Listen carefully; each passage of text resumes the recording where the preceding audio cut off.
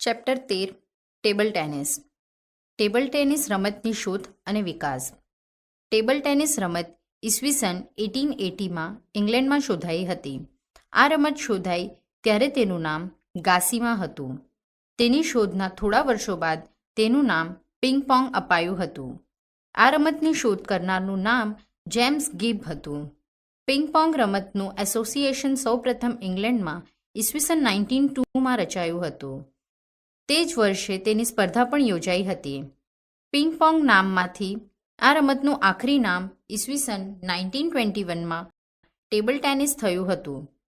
આ નવા નામાભીકરણ થયેલ રમતના એસોસિએશનનું નામ ઈસવીસન 1926માં ઇંગ્લેન્ડ ટેબલ ટેનિસ એસોસિએશન બન્યું.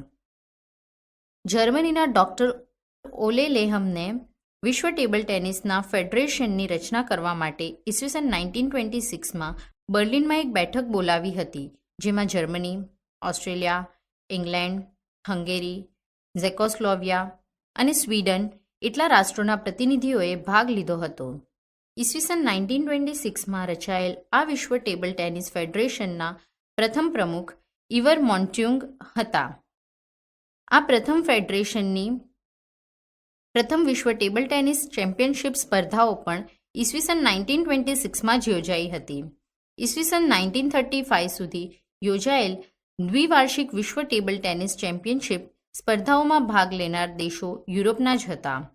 અમેરિકા, ઇંગ્લેન્ડ અને ભારતે અનુક્રમે ઈસવીસન 1935, ઈસવીસન 1937 અને ઈસવીસન 1939માં વિશ્વ ચેમ્પિયનશિપમાં ભાગ લેવાની શરૂઆત કરી હતી.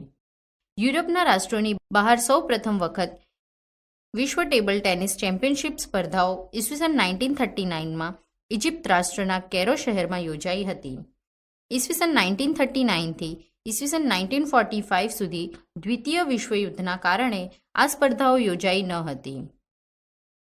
ઈસવીસન 1937માં ભારતમાં રચાયેલ ઓલ ઇન્ડિયા ટેબલ ટેનિસ ફેડરેશનના ઉપક્રમે ઈસવીસન 1938માં કોલકાતા ખાતે સૌપ્રથમ રાષ્ટ્રીય ટેબલ ટેનિસ સ્પર્ધાઓ યોજાઈ હતી. ત્યારબાદ ભારતમાં નિયમિત રીતે આ રમતની રાષ્ટ્રીય સ્પર્ધાઓ યોજાતી રહી છે. ઈસવીસન 1952 અને ઈસવીસન 1975માં ઓલ ઇન્ડિયા ટેબલ ટેનિસ ફેડરેશનના ઉપક્રમે વિશ્વ ટેબલ ટેનિસ ચેમ્પિયનશિપની સ્પર્ધાઓ અનુક્રમે મુંબઈ અને કોલકાતા ખાતે યોજાઈ હતી. મેદાન. ટેબલ ટેનિસની રમત સામાન્ય રીતે બંધ બારણે મોટા ઓરડામાં કે હોલમાં ટેબલ ટેનિસનું ટેબલ મૂકીને તેના ઉપર રમાય છે. ટેબલની લંબાઈ 274 સેન્ટીમીટર, પહોળાઈ 152.5 સેન્ટીમીટર અને ઊંચાઈ 76 સેન્ટીમીટર હોય છે. ટેબલ ટેનિસના દડાનું વજન 2.7 ગ્રામ જેટલું જ હોવાથી સહેજ પવનથી પણ રમતમાં આડખીલી ઊભી થવાની શક્યતા રહેતી હોય. રમત રમાય ત્યારે ઓરડો કે હોલના બારીબારણા બંધ રાખવામાં આવે છે. પ્રવર્તમાન સમયમાં આ રમત વાતાનુકૂલિત ઓરડામાં કે હોલમાં રમાડવામાં આવે છે. ઓછામાં ઓછું ટેબલ ટેનિસનું એક ટેબલ મૂકી શકાય અને તેની બાજુ ખેલાડી મુક્ત રીતે હલનચલન કરી શકે તેને ધ્યાનમાં રાખીને ઓરડાની ઓછામાં ઓછી લંબાઈ 25 ફૂટ અને પહોળાઈ 15 ફૂટ હોવી આવશ્યક છે. ઓરડા કે હોલની છત પણ ભોંયતળિયાથી ઓછામાં ઓછી 12 થી 15 ફૂટ જેટલી ઊંચી હોવી જોઈએ. સાધનો. ટેબલ ટેનિસની રમતના સાધનોમાં નંબર 1 ટેબલ, નંબર 2 જાળી અને તેના આધાર સ્તંભ, નંબર 3 દડો અને નંબર 4 રેકેટ હોય છે. Number 1 table. ટેબલ ટેનિસ રમતનું ટેબલ લંબચોરસ હોય છે. નીચેની આકૃતિમાં દર્શાવ્યા અનુસાર તેની લંબાઈ 274 સેન્ટીમીટર એટલે કે 2.74 મીટર અને પહોળાઈ 152.5 સેન્ટીમીટર એટલે કે 1.525 મીટર રહેશે. પાયાઓથી આધારિત ટેબલની ઉપરની સપાટી જમીનથી 76 સેન્ટીમીટર રહેશે. ટેબલની ઉપરની સપાટી ગમે તે વસ્તુની બનાવી શકાય, પરંતુ તે એવી હોવી જોઈએ કે જેથી ટેબલ ટેનિસનો પ્રમાણભૂત દડો ટેબલની ઉપરની સપાટીથી 30 સેન્ટીમીટરની ઊંચાઈએથી છોડવામાં આવે તો તે ઓછામાં ઓછો 22 સેન્ટીમીટર અને વધારેમાં વધારે 24 સેન્ટીમીટર જેટલો ઉછળતો હોવો જોઈએ. ટેબલની ઉપરની સપાટીનો રંગ ઘેરો, ખાસ કરીને લીલો હોવો જોઈએ. ટેબલની ઉપરની સપાટી ચારે બાજુની ધાર 2 સેન્ટીમીટર પહોળી તથા સફેદ રંગથી રંગેલી હોવી જોઈએ. 152.5 સેન્ટીમીટર લંબાઈવાળી રેખાઓ અંતરેખાઓ કહેવાય છે અને 274 સેન્ટીમીટર લંબાઈવાળી રેખાઓ બાજુ રેખાઓ કહેવાય છે. ડબલ્સની રમત માટે ટેબલની ઉપરની સપાટીનો ભાગ 1/4 સેન્ટીમીટર પહોળાઈવાળી સફેદ રેખાથી બે સરખા ભાગમાં વિભાજિત કરવામાં આવે છે. આ રેખાને મધ્ય રેખા કહેવામાં આવે છે, જે બાજુ રેખાઓને સમાંતર હોય છે. નંબર 2. નેટ અને તેના આધારસ્તંભ. ટેબલની ઉપરની સપાટીને બે સરખા ભાગમાં વહેંચે તે રીતે નેટને ટેબલની મધ્યમાં બાંધવામાં આવે છે, જે અંતરેખાઓને સમાંતર રહેશે. નેટની લંબાઈ 183 સેન્ટીમીટર અને પહોળાઈ 15.25 સેન્ટીમીટર રહેશે. આધારસ્તંભ સાથે દોરીથી બાંધવામાં આવશે. આધારસ્તંભની ઊંચાઈ પણ 15.25 સેન્ટીમીટર જેટલી હોય છે. આધારસ્તંભની બહારની ધાર બાજુની રેખાઓથી 15.25 સેન્ટીમીટર દૂર હોય છે. આકૃતિમાં ટેબલની મધ્યમાં નેટ બાંધીને દર્શાવવામાં આવી છે. નંબર 3. દડો. દડો સંપૂર્ણ ગોળાકાર રહેશે. તેનો વ્યાસ 40 મિલીમીટર રહેશે.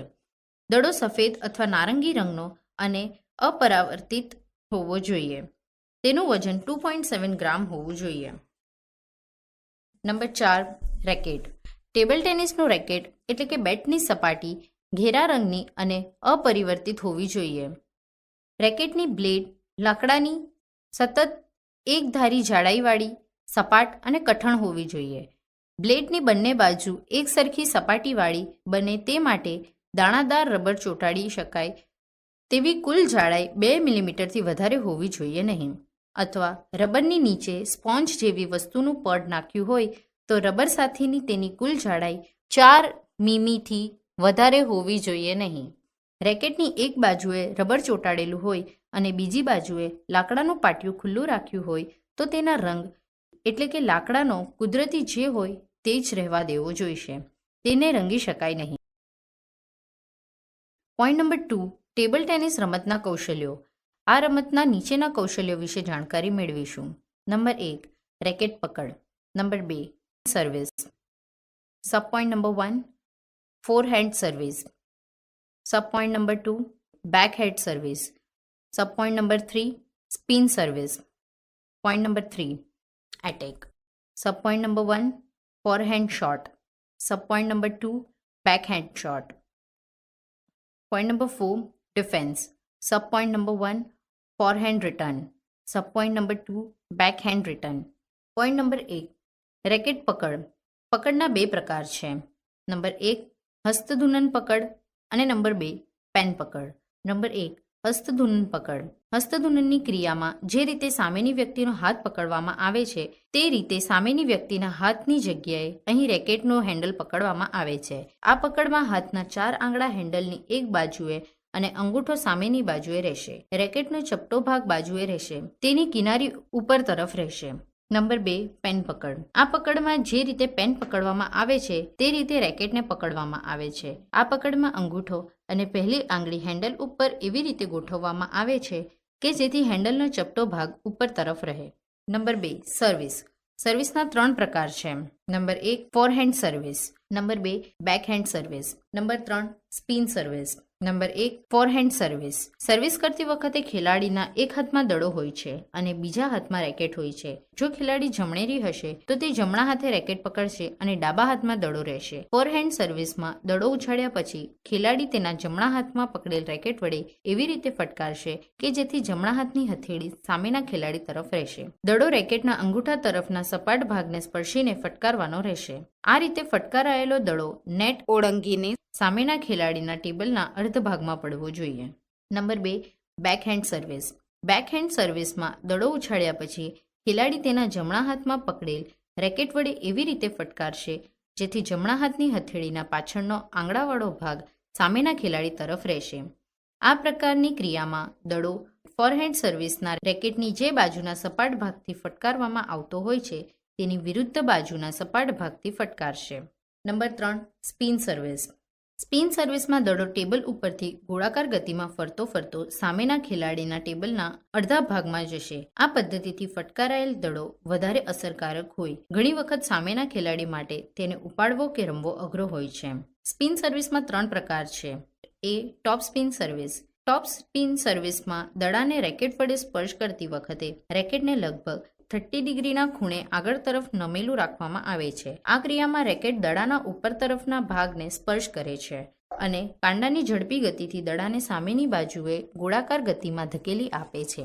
આ ક્રિયામાં રેકેટ વડે પકડાયેલો હાથ શૂરમાં કોણીમાંથી સહેજ વળેલો હોય છે, જે દડાને ફટકારવાની ક્રિયા પૂરી થતાની સાથે સીધો થતો હોય છે. ટોપ સ્પિન સર્વિસમાં ખેલાડી આક્રમક અને ત્વરિત હોય છે.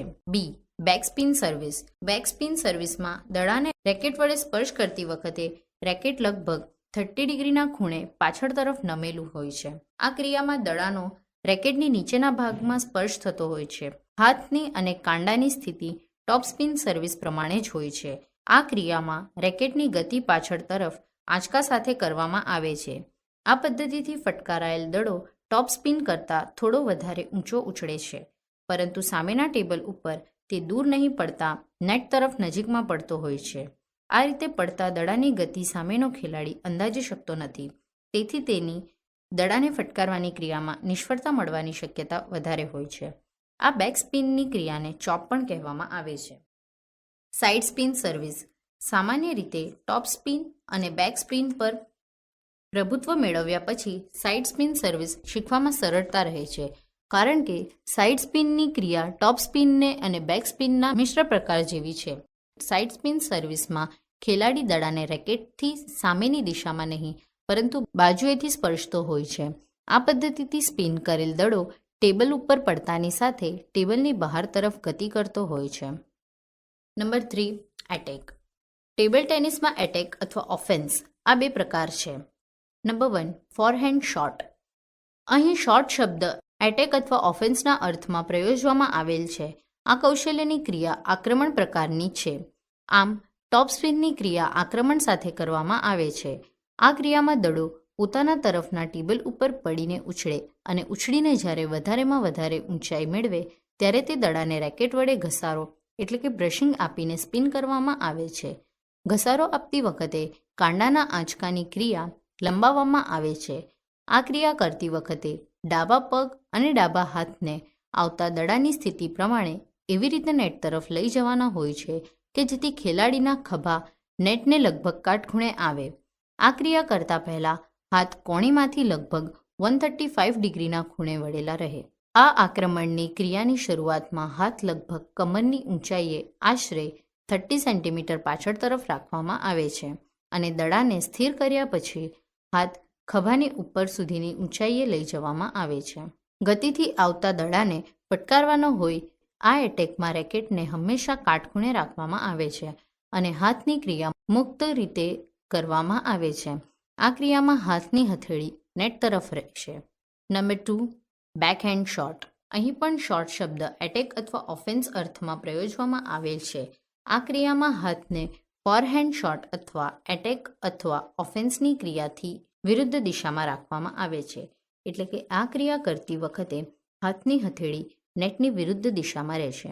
આ ક્રિયામાં પણ દડાનો સ્પર્શ વધારેમાં વધારે ઊંચાઈએ કરવાનો હોય છે. અહીં જમણો પગ અને જમણો હાથ ક્રિયા કરતી વખતે એવી સ્થિતિમાં આવે છે કે તે વખતે ખેલાડીના ખભા નેટને કાટખૂણે આવશે. અહીં શરીરને દડાથી દૂર રાખીને ઊભા રહેવાનું હોય છે, કારણ કે આ ક્રિયામાં હાથને છાતીની સામેથી ડાબી બાજુએ લઈ જવાનો હોવાથી દડાને ફટકારવાની ક્રિયામાં સરળતા રહે છે. આ ક્રિયામાં સામેનો ખેલાડી દડાને રમવા માટે તૈયાર થાય ત્યાર પહેલા દડો ટેબલ ઉપર અથડાઈને દૂર ચાલ્યો જાય. Point number 4. ડિફેન્સ. ટેબલ ટેનિસમાં ડિફેન્સના બે પ્રકાર છે. Number 1. Forehand return. Number 2. Backhand return. Number 1. Forehand return. અહીં રિટર્ન શબ્દ ડિફેન્સના અર્થમાં પ્રયોજવામાં આવેલ છે. સામેના ખેલાડીના આક્રમણની ગતિ ધીમી કરવા માટે ડિફેન્સિવ રમત એટલે કે બચાવની રમત રમવાની હોય છે. બચાવની ક્રિયા કરવા માટે રમતમાં આવેલા દડાને થોડે દૂર સુધી જવા દો. આ માટે જેટલા અંતરેથી દડાનો સંપર્ક કરવાનો હોય તેટલા અંતરે સામાન્ય રીતે પહેલેથી ઊભા રહેવાનું હોય છે. આ થોડે દૂર ઊભા રહેવાની સ્થિતિનો આધાર સામેના ખેલાડીના આક્રમણ ઉપર આધારિત હોય છે. આવી ક્રિયા કરવા માટે પહેલા જમણો પગ આવતા દડાની દિશામાં જમણી બાજુએ મૂકવો. આ રીતે રમવામાં આવતા દડાને બેકસ્પિન ની ક્રિયા અને ધક્કા સાથે ફટકારવામાં આવે છે. શિખાઉ ખેલાડીઓએ આક્રમણની રમત શીખતા પહેલા બચાવની રમત શીખવા પ્રયત્ન કરવો જોઈએ. કારણ કે આક્રમણની ક્રિયા કરતાં બચાવની ક્રિયા સરખામણીમાં વધારે સ્વાભાવિક અને સરળ છે. Number 2, backhand return. અહીં પણ રિટર્ન શબ્દ ડિફેન્સના અર્થમાં પ્રયોજવામાં આવેલ છે. બેકહેન્ડ ડિફેન્સની ક્રિયા સામાન્ય રીતે સામેના ખેલાડીએ આક્રમણ કરીને મોકલેલો દડો ડાબી બાજુ જતો હોય ત્યારે જ કરવામાં આવે છે. આ ક્રિયામાં ડાબા પગને ડાબી બાજુએ દડા તરફ મૂકીને જમણા હાથને છાતી સામેથી નીચે તરફ લઈ જવામાં આવે છે અને શરીરને પણ ડાબી બાજુએ સહેજ આગળ તરફ નમાવવામાં આવે છે. અહીં દડાને બેકસ્પિનથી ધક્કા સાથે ફટકારવામાં આવે છે. આ ક્રિયા પ્રમાણમાં ફોરહેન્ડ ડિફેન્સ કરતાં અઘરી છે. બેકહેન્ડ ક્રિયા કરતી વખતે પગનું સમતોલન રાખવું જરૂરી હોય છે. સામેના ખેલાડીઓ દડો ફોરહેન્ડ ઓફેન્સ કે બેકહેન્ડ ઓફેન્સથી ડાબી બાજુએ આવતો હોય ત્યારે બેકહેન્ડ ડિફેન્સથી જ રમવો જોઈએ. ટેબલ ટેનિસ રમતના નિયમો. નંબર 1, કેટલીક વ્યાખ્યાઓ. Point number 1, rally. જેટલા સમય સુધી દડો રમતમાં રહે તે સમયગાળાને રેલી કહે છે. Number 2, late. રેલી દરમિયાન જ્યારે ગુણ આપવામાં આવતા નથી તે પરિસ્થિતિને લેટ કહે છે. દાખલા તરીકે સર્વિસ કરીને દડો નેટની ઉપરની ધારને અડક્યા બાદ સામેના ટેબલ ઉપર પડે તો તેને લેટ કહે છે. આ લેટની પરિસ્થિતિમાં જે ખેલાડીએ સર્વિસ કરી હોય તે ખેલાડીની સર્વિસ ગુણ ગુમાવ્યા કે મેળવ્યા વગર ચાલુ રહે છે. આમ સર્વિસ કરવાની આ પરિસ્થિતિને લેટ કહે છે. નંબર 3, ગુણ. રેલી દરમિયાન લેટની પરિસ્થિતિ સિવાયની પરિસ્થિતિમાં જ્યારે ગુણ આપવામાં આવે છે ત્યારે દડાને રમવામાં ભૂલ કરનાર પક્ષના વિરુદ્ધના ખેલાડીને ગુણ આપવામાં આવે છે. રેલી દરમિયાન જે ખેલાડી દડાને પહેલો ફટકારે તેને સર્વિસ કરનાર અને પછીથી ફટકારે તેને સર્વિસ ઝીલનાર કહેવામાં આવે છે. સિંગલ્સની રમતમાં સર્વિસ કરનાર અને સર્વિસ ઝીલનાર એમ 2 જ ખેલાડી હોય છે. ડબલ્સની રમતમાં કુલ 4 ખેલાડી હોય છે. સર્વિસ કરનાર, તેની સામે ડાબી બાજુથી દડો ઝીલનાર, બીજા ખેલાડી સર્વિસ કરનારની ડાબી બાજુનો, ત્રીજો ખેલાડી અને સર્વિસ કરનારની બરાબર સામેનો ચોથો ખેલાડી એમ 4 ખેલાડી હોય છે. નંબર 2, સાચી સર્વિસ. ખુલ્લા હાથમાં મૂકેલ દડો સ્થિર થતાં તેને પંચ જોઈ શકે તેટલો લંબ દિશામાં ઉછાળેલો દડો નીચે તરફ ગતિ કરે ત્યારે સર્વિસ કરનાર ખેલાડી દડાને ફટકારશે. આ ફટકારાયેલો દડો સર્વિસ કરનારના ટેબલને અડકીને નેટ ઉપરથી સામેના ઝીલનાર ખેલાડીના ટેબલની ઉપરની સપાટીને અડકે ત્યારે આ ક્રિયાને સાચી સર્વિસ કરી એમ કહેવાશે. ડબલ્સની રમતમાં સર્વિસ કરાયેલ દડો સામેના ટેબલવાળાઓના જમણી તરફના અર્ધ ભાગ કે ટેબલ ઉપરથી મધ્યરેખાને અડકેલ દડો ઝીલનાર ખેલાડી દ્વારા નેટ ઉપરથી પરત સર્વિસ કરનાર તરફના ટેબલ ઉપર જશે તો તેને સાચી સર્વિસ ગણાશે. મુક્ત સર્વિસ કરતી વખતે મુક્ત હાથમાં દડો એવી રીતે રાખવામાં આવશે કે જેથી મુક્ત હાથના આંગળા ભેગા રહે અને અંગૂઠો છૂટો રહે તથા હથેળી ખુલ્લી રહે. દડો ઉછાળતી વખતે મુક્ત હાથ ટેબલની ઉપરની સપાટી કરતાં ઊંચો હોવો જોઈએ. પોઈન્ટ નંબર 3, દડો સાચી રીતે પાછો મોકલવો. સર્વિસ કરાયેલ કે રમતમાંનો પાછો મોકલેલ દડો ખેલાડીએ એવી રીતે ફટકારવો જોઈશે કે જેથી તે નેટ ઉપરથી કે બાજુએથી સામેના ખેલાડીના ટેબલ ઉપર પડે. આમ કરતાં જો નેટ સાથે કે તેના આધારસ્તંભ સાથે અથડાઈને સામેના ખેલાડીના ટેબલ ઉપર પડે તો તે દડો સાચી રીતે પાછો મોકલ્યો ગણાશે. પોઈન્ટ નંબર 4, દડો રમતમાં. સર્વિસ માટે દડો હાથમાંથી ઉછળે તે ક્ષણથી નીચેની પરિસ્થિતિઓ સિવાયની પરિસ્થિતિઓમાં તે રમતમાં ગણાશે. નંબર 1, એક જ બાજુના ટેબલને દડો એકની જગ્યાએ 2 વખત અડકે. નંબર 2, સર્વિસ સિવાય રેકેટ વડે ફટકારાયેલો દડો પોતાના ટેબલને અડકે. નંબર 3, ખેલાડી સતત એક કરતાં વધારે વખત દડાને ફટકારે. નંબર 4, ખેલાડીના રેકેટ પકડેલા હાથના કાંડા સિવાયના શરીરના કોઈપણ ભાગને કે તેણે ધારણ કરેલ કોઈ પોશાકના કોઈપણ ભાગને અડકે. નંબર 5, સામેની બાજુએથી ફટકારાયેલ દડો સામેના ટેબલના બીજા બેટના ભાગની સપાટીને અડકે ત્યાર પહેલાં રેકેટ અથવા રેકેટ પકડાયેલ હાથના કાંડા સુધીના ભાગને દડો અડકે. નંબર 6, નેટ અને તેના આધારસ્તંભ સિવાયના કોઈપણ વસ્તુને દડો અડકે. નંબર 7, ડબલ્સની રમતમાં સર્વિસ કરેલો દડો સર્વિસ કરનાર કે ઝીલનાર ખેલાડીના ડાબી બાજુના ટેબલને અડકે. નંબર 8, ડબલ્સની રમતમાં ખેલાડી પોતાની વારી સિવાય દડાને અડકે. Point number 5, let. નીચેની પરિસ્થિતિમાં રેલીને લેટ કહેવામાં આવશે. નંબર 1, જ્યારે સર્વિસ કરાવેલ દડાને નેટ ઉપરથી પસાર થવાની ક્રિયામાં નેટ કે તેના આધાર સ્તંભને અડકે ત્યારે. આ વખતે સર્વિસ અન્ય રીતે સાચી હોવી જોઈએ. નંબર 2, જ્યારે ઝીલનાર ખેલાડી કે તેનો સાથી ખેલાડી તૈયાર ના હોય અને સર્વિસ કરવામાં આવી હોય. નંબર 3, જ્યારે ખેલાડીના કાબુ બહારના અકસ્માતના પ્રસંગે તે સાચી સર્વિસ ના કરી શકે કે સાચી રીતે દડાને પાછો ના વાળી શકે. નંબર 4, જ્યારે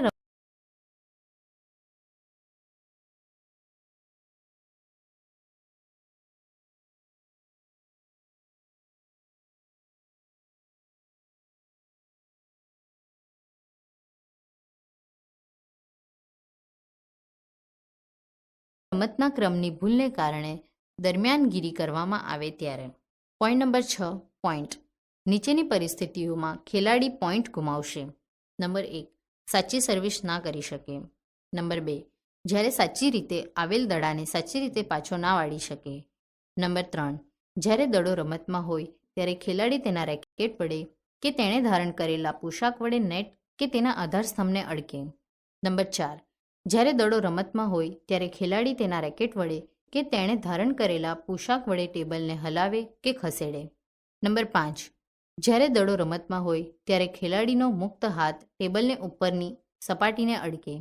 નંબર 6, દડો રમતમાં ના હોય તેવા પ્રસંગે સામેના ખેલાડી દ્વારા મોકલવામાં આવેલો દડો ખેલાડીની નેટના પોતાની બાજુના રમત વિસ્તારને અડક્યા સિવાય રેખાઓ કે બાજુ રેખાઓ પરથી પસાર થઈ ખેલાડીને કે તેણે ધારણ કરેલી ચીજ વસ્તુને અડકે ત્યારે. નંબર 7, ડબલ્સમાં જ્યારે ખેલાડી પોતાની વારી સિવાય દડાને ફટકારે. પોઈન્ટ નંબર 7, રમત. સિંગલ્સના એક ખેલાડી કે ડબલ્સના 2 ખેલાડીઓની જોડીમાંથી જે ખેલાડી કે ખેલાડીઓની જોડી પહેલાં 11 ગુણ કરશે તે જીતશે. બંને ખેલાડી કે બંને જોડીએ 10 સરખા ગુણ કર્યા હશે તો ત્યાર પછી જે ખેલાડી કે જોડી 2 ગુણનો તફાવત પહેલો મેળવશે તે જીતશે. પોઈન્ટ નંબર 8, સ્પર્ધા. સ્પર્ધા 7 રમતની રહેશે. 7માંથી 4 રમત જીતનાર ખેલાડી કે ખેલાડીઓની જોડી સ્પર્ધામાં વિજયી ગણાશે. રમત સતત ચાલુ રહેશે. પોઈન્ટ નંબર 9, બાજુ કે સર્વિસની પસંદગી. ટેબલની ગમે તે બાજુ કે પહેલી સર્વિસ કરવાનો કે ઝીલવાનો હક સિક્કા ઉછાળથી કરવામાં આવશે. સિક્કા ઉછાળમાં જીતનાર સર્વિસની પસંદગી કરશે તો હારનાર બાજુની પસંદગી કરશે અને જીતનાર બાજુની પસંદગી કરશે તો હારનારને સર્વિસની પસંદગી મળશે. સિક્કા ઉછાળમાં જીતનાર પોતાની ઈચ્છાથી હારનારને ગમે તે પસંદ કરવાનું કહી શકશે. ડબલ્સમાં કોઈપણ રમતની પ્રથમ 2 સર્વિસ કરવાનો હક મેળવનાર જોડ પોતાનો કયો જોડીદાર પ્રથમ 2 સર્વિસ કરશે તે નક્કી કરશે અને તે જ પ્રમાણે સામેની જોડ પણ આ સર્વિસ તેમનો કયો જોડીદાર ઝીલશે તે નક્કી કરશે. પછીની રમતો માટે સર્વિસ કરનાર જોડ પોતાનો પ્રથમ સર્વિસ કરનાર નક્કી કરશે અને તેનો પૂર્વ નિયમ સ્પર્ધક આ સર્વિસ ઝીલનાર રહેશે. એમ આ પ્રમાણે ક્રમ જળવાઈ રહેશે. પોઈન્ટ નંબર 10, બાજુ અને સર્વિસની બદલી. એક ખેલાડી કે જોડીએ જે બાજુએથી પહેલી રમતની શરૂઆત કરી હશે તેની સામેની બાજુએથી ત્યાર પછીની રમત શરૂ કરવામાં આવશે. એમ વારાફરતી સ્પર્ધા પૂરી થાય ત્યાં સુધી બાજુઓ બદલાશે. છેલ્લી નિર્ણાયક રમતમાં કોઈપણ ખેલાડી કે જોડી પહેલાં 6 ગુણ મેળવશે કે તરત જ તેમણે બાજુઓ બદલવાની રહેશે. ડબલ્સમાં પહેલી 2 સર્વિસ જોડીમાંથી પસંદ કરેલો ખેલાડી કરશે અને સામેની જોડીમાંથી પસંદ કરેલો ખેલાડી દડાને ઝીલશે. પછીની 2 સર્વિસ પહેલી 2 સર્વિસ ઝીલનાર સામેની જોડીઓ ખેલાડી કરશે. આમ વારાફરતી સર્વિસ કરવાનું અને ઝીલવાનું રમતના અંત સુધી ચાલ્યા કરશે. બંને પક્ષના 10 સરખા ગુણ થયા હશે ત્યારે સર્વિસ કરવાનો ક્રમ તો તેનો તે જ રહેશે, પરંતુ દરેક ખેલાડી વારાફરતી એક જ સર્વિસ કરશે. આમ રમતના અંત સુધી ચાલશે. ડબલ્સની નિર્ણાયક રમતમાં ગમે તે જોડી જ્યારે પહેલાં 10 ગુણ મેળવશે ત્યારે સર્વિસનો ક્રમ બદલવામાં આવશે. ઝીલનાર જોડી તેનો ઝીલવાનો ક્રમ બદલશે. ડબલ્સની સ્પર્ધાની દરેક રમતમાં શરૂઆતની રમતનો દડો ઝીલવાનો ક્રમ પછીની રમતમાં તેની વિરુદ્ધનો રહેશે. ખેલાડી કે જોડીનો જે રમતમાં પહેલી સર્વિસ કરશે તે ત્યાર પછીની રમતમાં પહેલો દડો ઝીલશે. પોઈન્ટ નંબર 11, બાજુ બદલવામાં, સર્વિસ કરવામાં કે દડો ઝીલવામાં ભૂલ. બાજુ બદલવાની વારી હશે ત્યારે બાજુ નહીં બદલી હોય પરંતુ ભૂલ જણાઈ હોય ત્યારે તરત જ બદલવામાં આવશે. બાજુ બદલવાની ભૂલના શોધવાને કારણે રમત પૂરી થઈ હશે તો તેને ભૂલને ધ્યાનમાં લેવામાં આવશે નહીં. ભૂલ જણાઈ આવતા પહેલાં જેટલા ગુણ થયા તેટલા ગુણ ગણતરીમાં લેવામાં આવશે. કોઈપણ ખેલાડી ભૂલથી તેની વારી ના આવી હોવા છતાં સર્વિસ કરે કે દડો ઝીલે તો આવી ભૂલ માલુમ પડતા તરત જ રમત થંભાવી દેવામાં આવશે અને રમત શરૂ થતી વખતે જે ક્રમ હોય તે ક્રમ ગોઠવવામાં આવશે અથવા 10 ગુણ થયા પછી જે ક્રમ હોય તે ક્રમ નક્કી કરવામાં આવશે. ભૂલ જણાઈ આવતા પહેલાં જે ગુણ થયા હશે તે ગણતરીમાં લેવામાં આવશે.